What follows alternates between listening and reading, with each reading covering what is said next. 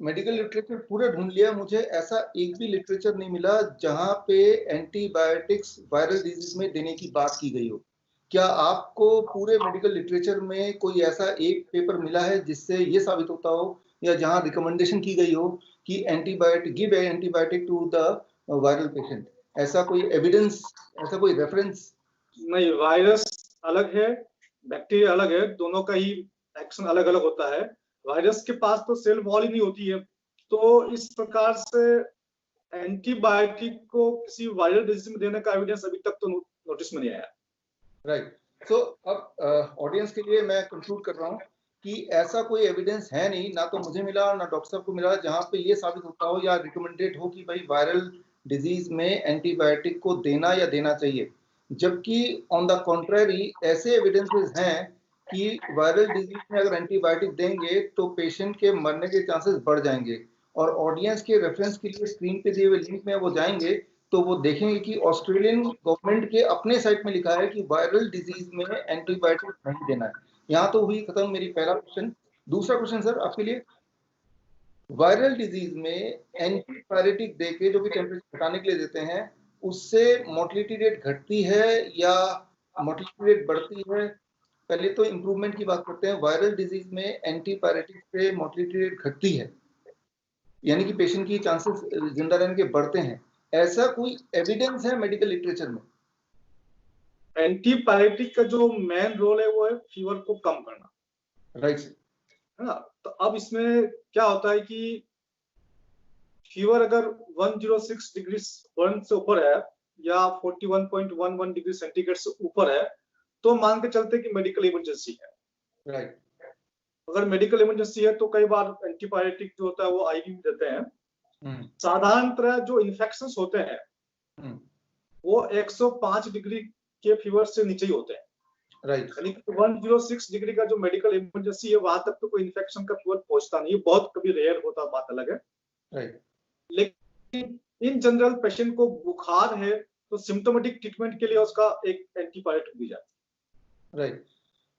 दिया जाता है, ये कॉमन ट्रेंड है। लेकिन सर मेरा सवाल फिर वही कि क्या मेडिकल लिटरेचर में कोई एविडेंस है, कोई ऐसा पेपर है जिसमें ये बताया गया हो कि वायरल डिजीज में एंटीबायोटिक देने से पेशेंट के जिंदा रहने के चांसेस बढ़ते हों? ऐसा कोई एविडेंस आपको लिटरेचर में मिला हो? ट्रेंड तो देते तो हैं, वो तो आइडिया है, लेकिन लिटरेचर में कोई ऐसा पेपर मिला हो? नहीं, ऐसा तो कोई लिटरेचर नहीं है जहां पर ये मालूम चले कि भाई वायरस डिजीज के अंदर एंटीबायोटिक का कोई स्पेशल रोल हो, एक्सेप्ट वो फीवर है तो फीवर डाउन करेगा। राइट। तो इसको कंक्लूड करते हैं सर दूसरे क्वेश्चन को। यानी कि सर आप ये बोल रहे हैं कि ट्रेंड तो ये है, नॉर्मली डॉक्टर दे देते हैं एंटीबायोटिक, लेकिन मेडिकल लिटरेचर में ऐसा एक भी पेपर एटलीस्ट आपकी नजर में नहीं है, मैंने भी ढूंढा, मुझे भी नहीं मिला, जहां पे ये बात करते हो कि वायरल डिजीज में एंटीबायोटिक देना रिकमेंड करते हो, या जहां पे ये साबित हो कि वायरल डिजीज में एंटीबायोटिक देने से पेशेंट के जिंदा रहने के चांसेस बढ़ेंगे। ऐसा कोई लिटरेचर मिला? आप बोल रहे हैं आपको भी मिला, लेकिन जी मुझे ऐसा पेपर जरूर मिला है। This is the journal of royal society of medicine, 1 अक्टूबर 2010। सिर्फ एक ही पेपर मिला, ये मेटा एनालिसिस है, और ये पेपर स्क्रीन पे दिए हुए लिंक में जाके ऑडियंस देख सकती है। इस पेपर में ये जरूर है कि वायरल डिजीज में अगर एंटीबायोटिक देते हैं तो उससे मोर्टेलिटी के चांसेस, मरने के चांसेस अबाउट 33%, और टू बी वेरी प्रिसाइज 34% बढ़ जाते हैं, 34% बढ़ जाते हैं। बहुत ज्यादा है। यस, ज्यादा है सर। तो इसको हम इस क्वेश्चन को कंक्लूड करते हैं। अब मेरा तीसरा सवाल सर, भारत में ट्रेंड है आईसीएमआर के, अगर गाइडलाइन देखें आप, जैसा आपने तो पूरी नजर रखी हुई है कोरोना पे, आपके कई सारे वीडियोस मैंने देखा है, और उनमें से कुछ यूट्यूब ने डिलीट कर दिया, तो शायद आप लोग फेसबुक में शायद देख पाएंगे उस वीडियो को। आईसीएमआर के गाइडलाइन के अनुसार कोरोना के पेशेंट को एंटी एचआईवी ड्रग्स दिए जा रहे हैं, आईसीएमआर ने ऐसे बोला है। और भारत में अगर कोई कोरोना का पेशेंट एडमिट होता है या होता था तो उसे एचआईवी की दवा भी दी जाती थी। मेरा सवाल कि एचआईवी की दवा से कोरोना पेशेंट के जिंदा रहने के चांसेस बढ़ जाएंगे, या मोर्टेलिटी रेट घट जाएगी, या इंप्रूवमेंट आएगा? ऐसा कोई मेडिकल लिटरेचर में कोई एविडेंस आपको मिल? हाँ, इसमें जो एंटी एचआईवी ड्रग दी जा रही है उसका नाम है लोपिनावीर रिटोनावीर कॉम्बिनेशन। राइट। ये जो लोपिनावीर रिटोनावीर कॉम्बिनेशन दिया जा रहा है, इसमें एक स्टडी इन लोगों ने की है जो कि ब्रिटिश जर्नल में आया हुआ है, 18 मार्च अभी लेटेस्ट, उन लोगों ने ये एंटी एचआईवी ड्रग दी है 99 पेशेंट्स को, और 100 पेशेंट को कंट्रोल रखा है, उनको कुछ और मेडिसिन दी गई है। उस जर्नल में ये क्लियर कट लिखा हुआ है, there is no therapeutic benefit achieved. Okay, मतलब उल्टा है कि फायदा नहीं हुआ, ये लिखा हुआ है। एक भी, कुछ भी 1% भी फायदा नहीं हुआ एंटी एचआईवी ड्रग देने का। ये 18 मार्च 2020 का आपको मिल जाएगा New England Journal of Medicine में। ओके, 18 मार्च New England Journal of Medicine का, राइट। सर इसमें एक चीज मैं अपडेट करना चाहूंगा ऑडियंस को, आपको तो पता ही होगा कि आईसीएमआर के अपने वेबसाइट में ये लिखा है 14 नंबर पॉइंट, पेज नंबर 14 में, जहां रिकमेंड करते हैं एचआईवी की दवा, उसमें लिखा है कि एचआईवी की दवा से कोई बेनिफिट होगा कि नहीं उनको नहीं पता, लेकिन ये जरूर पता है कि एचआईवी की दवा से उनको, पेशेंट को नुकसान हो सकता है या होता है। और 15 नंबर पॉइंट पे लिखा है कि पेशेंट को एचआईवी की दवा, एंटी एचआईवी ड्रग्स देना है। कॉन्ट्रेक्टिंग बात, 14 नंबर पॉइंट पे ये लिखा है कि एचआईवी की दवा से फायदा होगा कि नहीं आईसीएमआर को नहीं पता, लेकिन ये पता है कि इससे नुकसान होगा। और अगली पॉइंट में लिखा है कि पेशेंट को एंटी एचआईवी ड्रग दिया जा सकता है। तो ऑडियंस के रेफरेंस के लिए वो लिंक में जाके आईसीएमआर के ये गाइडलाइन को देख सकते हैं कि वो अपनी बात को जो बोल रहे हैं और उसका कॉन्ट्रेडिक्टली कुछ कर रहे हैं। तो ये तो हुई एचआईवी की दवा के बारे में। अब अगला चलते हैं। आईसीएमआर डब्ल्यूएचओ के गाइडलाइन पर चल रहा है, और डब्ल्यूएचओ ने 4 ड्रग को रिकमेंड किया है। तो पहली है रेमडेसिविर, दूसरी है लोपिनाविर, तीसरी है इंटरफेरोन बीटा 1 अल्फा, और चौथी है हाइड्रोक्सीक्लोरोक्विन। राइट। उसने डब्ल्यूएचओ ने कहा कि ये 4 दवाइयां आपको देनी है पेशेंट। राइट। तो आईसीएमआर जो उसकी जो डब्ल्यूएचओ की गाइडलाइंस वो फॉलो कर रहा है, उनकी अपनी बुद्धि, अपनी विवेक इसमें इस्तेमाल नहीं हो रही। डब्ल्यूएचओ ने जो बोल दिया वो फॉलो कर रहे हैं, जबकि डब्ल्यूएचओ जो बोल रहा है उसके पीछे भी there is no evidence to prove it. क्योंकि इसका उल्टा एविडेंस जरूर है कि इससे पेशेंट को नुकसान होता है, मोर्टेलिटी रेट बढ़ जाता है, ये एविडेंस जरूर है। डब्ल्यूएचओ ने यहाँ तक कहा है कि जो एलोकेशन होगा दैट इज कंप्यूटर एलोकेशन, यानी कि डॉक्टर भी तय नहीं करेगा कि कौन सी दवाई किसको देनी है, कंप्यूटर विल डिसाइड। अच्छा, रैंडमली किसी भी कोई भी पेशेंट अगर वहां पे आ गया तो उसके जो किस्मत है वो कंप्यूटर पे हाथों है। हाँ, कंप्यूटर तय करेगा इसको कौन सी ड्रग देनी है, डॉक्टर तय नहीं करेगा। तो और जो दवाई देंगे उसमें से या तो एचआईवी की दवा देंगे, एंटी एचआईवी ड्रग्स देंगे, या फिर इबोला वाली जो दवाई होती है रेमडेसिविर आपने बोला, या फिर एंटी मलेरियन ड्रग्स हैं। और हाँ। ये सारी दवाइयां, इनके ऐसे एविडेंस अभी तक नहीं आए कि इससे कोई फायदा होगा, नुकसान वाले एविडेंस जरूर आ गए। एक्सपेरिमेंटल ड्रग्स है, मतलब इसमें चल रहा है। एक्सपेरिमेंटल ड्रग मतलब ह्यूमन गिनी पिग हो गया, जैसे गिनी पिग को देते हैं, नेचुरल सी बात है। राइट। इसमें सर अभी आपने हाइड्रोक्सीक्लोरोक्विन की बात की, which is anti Mullerian drug. Malaria तो एक प्रोटोजोआ है, कोई वायरस नहीं है, और कोरोना एक वायरस है, दोनों में कोई तालमेल नहीं है। एक वायरस है, एक प्रोटोजोआ है, दो अलग चीजें हैं। अभी तक लिटरेचर में एंटी मलेरियन ड्रग से, यानी कि हाइड्रोक्सीक्लोरोक्विन से किसी भी वायरल डिजीज में कोई बेनिफिट मिलता हो, ऐसा कोई मेडिकल लिटरेचर में आपने कोई पेपर अभी तक पाया है, देखा? हाइड्रोक्सीक्लोरोक्विन मलेरिया की मेडिसिन है, जो कि एक पैरासाइट होता है, और ये अलग है, बैक्टीरिया अलग होते हैं, वायरस अलग होते हैं। ऐसा कोई पेपर नहीं है कि हाइड्रोक्सीक्लोरोक्विन किसी वायरल डिजीज में दी जा सकती है। हाइड्रोक्सीक्लोरोक्विन को लेकर के ये तक कहा जाता है कि जब हम ईसीजी करते हैं तो क्यूआरएस कॉम्प्लेक्स होता है, उसमें क्यूटी इंटरवल होता है, वो क्यूटी इंटरवल को बढ़ा देता है हाइड्रोक्सीक्लोरोक्विन। जब वो क्यूटी इंटरवल बढ़ जाएगा तो हार्ट रेट कम हो जाएगी, उसका हार्ट फेल हो जाएगा। यानी कि हाइड्रोक्सीक्लोरोक्विन से हार्ट फेल हो सकता है, ये तय है। हाइड्रोक्सीक्लोरोक्विन से कोरोना पेशेंट को फायदा होगा या नहीं होगा, ये तय नहीं। राइट। इसका एविडेंस बिल्कुल भी नहीं कि ये एंटी मलेरियन ड्रग से कोरोना पेशेंट को कोई फायदा हुआ कि नहीं, लेकिन इस चीज का एविडेंस क्लियर कट है कि इससे क्यूटी एलिवेशन हो जाएगा, जिससे हार्ट अटैक आएगा, जिससे उसकी डेथ हो सकती है या होती है।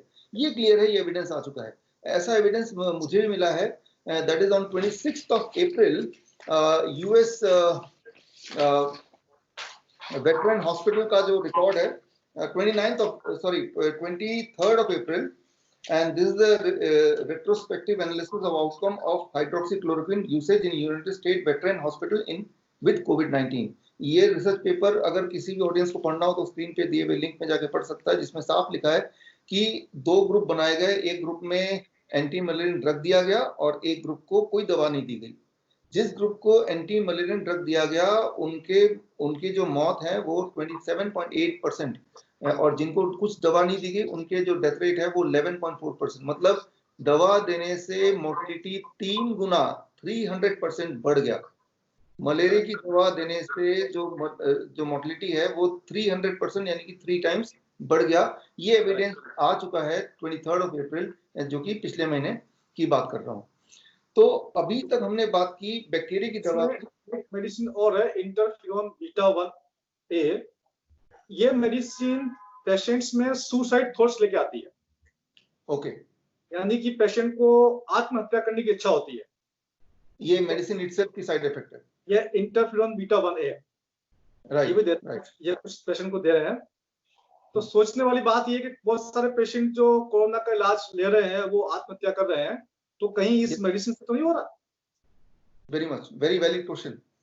क्योंकि इस मेडिसिन की हिस्ट्री ऑलरेडी है, जो एविडेंस बेस्ड है, जो ऑलरेडी मेडिकल लिटरेचर में है कि भाई इससे सुसाइडल टेंडेंसी बढ़ती है। और हम ये भी देख रहे हैं कि भाई कोरोना के कई पेशेंट जो कि आत्महत्या कर रहे हैं, भारत में देख रहे हैं, बाहर भी देख रहे हैं। Now we can easily relate, is it the medicine which is responsible for the suicidal tendency, और सुसाइड करने के पीछे वो मेडिसिन का हाथ है, वो क्लियर कट दिखाई दे रहा है।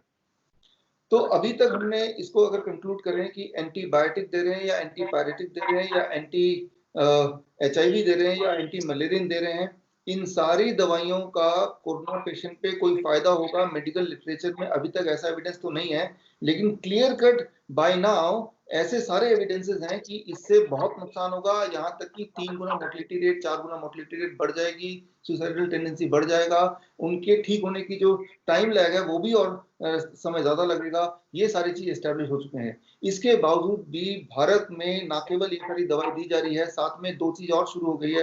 एक तो प्लाज्मा थेरेपी, और दूसरा जो शुरू हो गया वो है BCG वैक्सीन, ट्यूबरक्लोसिस का वैक्सीन। अब ट्यूबरक्लोसिस एक बैक्टीरिया है और कोरोना एक वायरस है। मैं आपसे पूछना चाहता हूँ कि ये ट्यूबरक्लोसिस का कोरोना से कोई कनेक्शन, या ये वैक्सीन, ट्यूबरक्लोसिस के वैक्सीन से कोरोना पेशेंट के जिंदा रहने के चांसेस बढ़ जाएंगे, ऐसा कोई एविडेंस इसमें क्या आपके ओपिनियन? नहीं, BCG वैक्सीन का कोरोना से कोई संबंधित नहीं है। किसी भी प्रकार से BCG वैक्सीन कोरोना पेशेंट को ठीक कर पाएगी, ये तो संभव नहीं है। तो यानी कि दो अलग चीजें हैं। BCG that is a related to something related to bacteria, and this is a totally a virus। वो एक वैक्सीन है। वैक्सीन नॉर्मली तभी काम करता है जो हम प्रिवेंटिव टाइप बोलते हैं, लेकिन किसी को कोरोना वायरस हो गया है, बॉडी में आ चुका है, अब कोई वैक्सीन लगा के हम एज्यूम करें कि ये वैक्सीन को ठीक कर देगा, ये तो मैंने पिछले 12 सालों में पहली बार सुना है अपने मेडिकल लाइन में कि ऐसा भी कभी होता है। वो ऐसे एक्सपेरिमेंट मैंने अपने जितना मैंने स्टडी किया, कभी एनिमल मॉडल पे भी ऐसे एक्सपेरिमेंट होते हुए नहीं देखा। लेकिन अभी आपको आइडिया होगा कि पूना में तो ये इंडिया के ह्यूमन कोरोना वायरस पेशेंट पे ये एक्सपेरिमेंट चालू हो चुका है। तो एक आखिरी सवाल, प्लाज्मा थेरेपी, एक और एक्सपेरिमेंट चल रहा है भारत में। प्लाज्मा थेरेपी से कोरोना के पेशेंट को फायदा हो सकता है या फायदा होगा, ऐसा कोई मेडिकल लिटरेचर में अभी तक का एविडेंस है? इसके बारे में आपकी ओपिनियन, राय क्या है? प्लाज्मा थेरेपी बेसिकली मतलब ये है कि वो एंटीबॉडी थेरेपी है। राइट। जो पेशेंट कोरोना के ठीक हो चुके हैं, जिनकी बॉडी में कोरोना एंटीजन के खिलाफ एंटीबॉडी बन गई है, उन पेशेंट से एंटीबॉडी निकाल करके पेशेंट को देना। तो बेसिकली तो जो ठीक हो गया है उसको भी तो एंटीबॉडी अपने शरीर ने बनाई होगी उसके अंदर। यानी कि बॉडी हमारी इतनी कैपेबल है कि एंटीबॉडी खुद बना सकती है। जब खुद बना सकती है तो किसी और से एंटीबॉडी लेने की आवश्यकता ही नहीं हमको। और इसके क्या कॉम्प्लिकेशंस होंगे ये भी अभी कोई तय नहीं है। तो ब्लाइंडली ये कहना कि प्लाज्मा थेरेपी इज यूजफुल, अभी कुछ नहीं कहा जा सकता इसके ऊपर। अभी आप बोल रहे हैं कि ऐसा कोई एविडेंस सामने है नहीं, ऐसा बोल रहे हैं? हाँ बिल्कुल। हाँ, तो यानी कि ये है कि जो भी पेशेंट ऑप्ट कर रहा है प्लाज्मा थेरेपी के लिए, तो वो एक अंधेरे में तीर चलाने वाली बात है। हाँ, ये सब कुछ ऐसा ही चल रहा है, सब कुछ एक्सपेरिमेंट है। ये करके देख लेते हैं, ये करके देख लेते हैं, ये करके देख लेते हैं, वो वाली बात। In spite of the fact कि इन सब के ज्यादातर के नतीजे खराब होंगे, ये एविडेंस ऑलरेडी है, उसके बावजूद भी। हाँ, ये सबको पता है कि भाई इसके नतीजे खराब हो सकते हैं। हाँ, खराब हो सकते हैं, वो ऑलरेडी मेडिकल लिटरेचर में है। उसके बावजूद भी ये सारे, अच्छा, इसमें जब पेशेंट कोई दाखिला लेता है एज ए कोरोना विक्टिम और कोरोना पेशेंट, एज ए कोविड-19 पेशेंट, तो क्या उसके पास आज ये ऑप्शन है कि भाई मैं अपना इलाज एलोपैथी के मेडिसिन से कराऊं या आयुर्वेद से कराऊं या होम्योपैथ से कराऊं या यूनानी से कराऊं या नेचुरोपैथ से कराऊं या ना कराऊं, क्या एज ए पेशेंट उसके पास ये पावर है, उसके पास ये राइट है, फंडामेंटल राइट है भारत के कॉन्टेक्स्ट में? आपका क्या ओपिनियन इस बार? पेशेंट के पास ये राइट तो नहीं है कि वो कौन सी मेडिसिन चूज करेगा, क्योंकि जो मेडिसिन जो है वो तो गवर्नमेंट ने पहले तय कर रखी है कि WHO के प्रोटोकॉल से चलना है। अभी कुछ आयुर्वेदिक मेडिसिन को गवर्नमेंट ने परमिशन दी है, लेकिन उसका भी तय जो है गवर्नमेंट ही करेगी।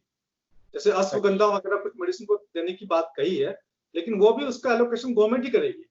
हो सकता है कि जो सिंपल हो, सीधे हो, उनको उस तरफ शिफ्ट कर दिया जाए। अभी तक किसी भी सिम्टोमेटिक पेशेंट को इंडिपेंडेंटली किसी आयुर्वेदिक वेदाचार्य ने को दिया गया, सौंपा गया? सिम्टोमेटिक पेशेंट को, कोई पेशेंट सिम्टोमेटिक है उसको हैंड ओवर किया गया आयुर्वेदाचार्य को कि आप इसको होलसुली देखिए without the interference of any allopathy? अभी तक ऐसा कोई नाम सामने नहीं आया है भाई इस डॉक्टर ने या इस हॉस्पिटल में इसका इलाज हुआ। राइट। अभी तक का जो मैंने देखा है, पिछले मैं लगातार नजर बनाया हूँ इस चीज पे कि इस तरह की बातें सरकार कर रही है, हेल्थ मिनिस्ट्री कर रही है, प्राइम मिनिस्टर कर रहे हैं, आयुर्वेद को लाएंगे लाएंगे, ला लिया, आ गया, पहुंचने वाला है, लेकिन ग्राउंड वर्क पे आज की तारीख में भी ऐसा एक भी पेशेंट नहीं है सिम्टोमेटिक पेशेंट की जिसको सिम्टम हो और उसका इलाज एक्सक्लूसिवली सिर्फ आयुर्वेद के साथ हुआ हो या हो रहा हो, ऐसा अभी तक नहीं है। और नियर फ्यूचर में भी जो लेटेस्ट गाइडलाइन आया है कि जो सिम्टोमेटिक है उसको आयुर्वेद को हैंड ओवर कराने का कोई मंशा नहीं है, कोई इरादा नहीं है। अभी तक का जो लास्ट पिछले हफ्ते का जो अपडेट था उसको अगर बात करें तो यहाँ पे हम इस पूरे वार्तालाप को कंक्लूड करते हैं तो वो ये कि आज की तारीख में बाई चांस किसी की किस्मत खराब रही और वो कोरोना पॉजिटिव निकल आया विद सिम्टम्स, तो वो हॉस्पिटल में जब जाएगा तो जा तो रहा है एक इंसान, लेकिन हॉस्पिटल के बेड में जो लेटा हुआ वो इंसान नहीं है, उसके जितने फंडामेंटल राइट होते हैं वो चले गए। अब उसके ऊपर वो ह्यूमन एक्सपेरिमेंट हो रहे हैं कि कौन सी दवा जाएगी, वो इवन डॉक्टर को भी नहीं पता। और उसके बाद उस दवा के बाद या दो चीज होगी, या तो पेशेंट बच जाएगा या वो मर जाएगा। अगर तो मर जाएगा तो जाहिर सी बात है उसके ऊपर एक लेवल लग जाएगा कि भाई एक कोरोना से एक और पेशेंट मारा गया, और वो एक आंकड़ा बढ़ जाएगा जो कि टीवी में सब लोग देख लेंगे। और कहीं वो बच गया तो ये हो जाएगा कि ये जो दवा दिया था उस दवा के खाते में चला जाएगा, इस दवा की वजह से बच गया है। और उस खाते में जितने ज्यादा लोग आएंगे वो दवा के प्रमोट होने के, रिकमेंड होने के chances in future for rest of the world वो बढ़ जाएगा। और इस काम को बाकी जो देश हैं, जहां मेरे फॉर एग्जांपल वियतनाम जहां मेरे सेंटर हैं पिछले 7 साल से, वहां ये सारे ट्रायल नहीं चल रहे हैं, सिर्फ ये ट्रायल भारत में चल रहे हैं। और भारत WHO को कोऑपरेट कर रहा है पूरी तरह से। अगर यही कोऑपरेशन अगर वो आयुर्वेद को, होम्योपैथ को देता तो शायद आज हम कुछ दुनिया को साबित कर पाते। आपके इनपुट पे सर ये एक इनपुट हमारे ऑडियंस की आंखें खोल देंगी ताकि वो अवेयर हों, और जब अवेयर होंगे तभी हम देश दुनिया बदल पाएंगे। हमारे साथ जुड़ने के लिए धन्यवाद। Thank you.